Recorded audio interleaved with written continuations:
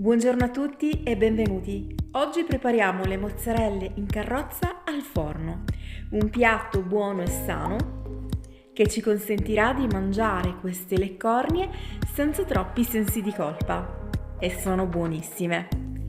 Ci occorrono 250 g di pancarré, 3 mozzarelle, pan grattato e farina quanto basta, 2 uova, 100 g di prosciutto cotto, una tazzina di latte e naturalmente un pizzico di sale.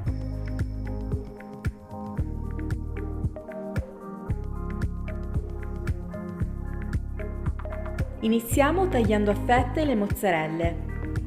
Le tamponiamo con carta assorbente per far andare via l'eccesso di acqua.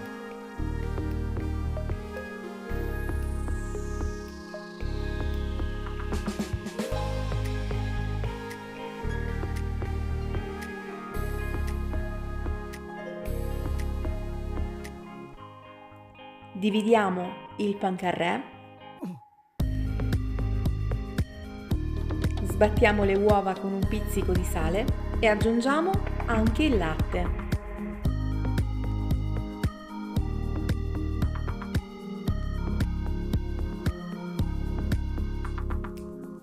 A questo punto non ci resta che farcire il pancarré con il prosciutto e la mozzarella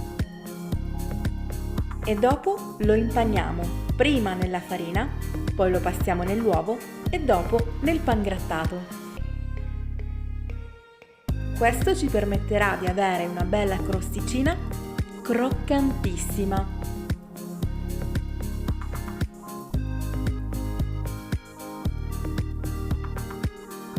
Nel frattempo vi ricordo, se vi va potete seguirmi anche su Instagram e su Facebook e se non siete iscritti, iscrivetevi e cliccate sulla campanella impostandola su tutte le notifiche. Disponiamo le nostre mozzarelle in carrozza su una placca da forno coperta con carta da forno, leggermente unta. Vi consiglio di utilizzare o un vaporizzatore oppure un pennello, in questo modo riusciremo a rilasciare davvero una quantità minima di olio. 200 gradi, 20 minuti e le nostre mozzarelle in carrozza al forno sono pronte per essere gustate.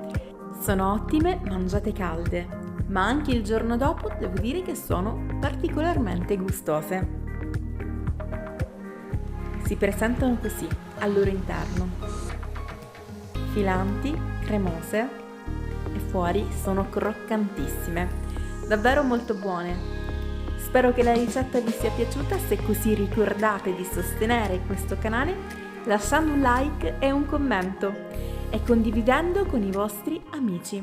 Vi ricordo che mi trovate anche su Instagram e su Facebook. Alla prossima video ricetta, ciao e buona giornata!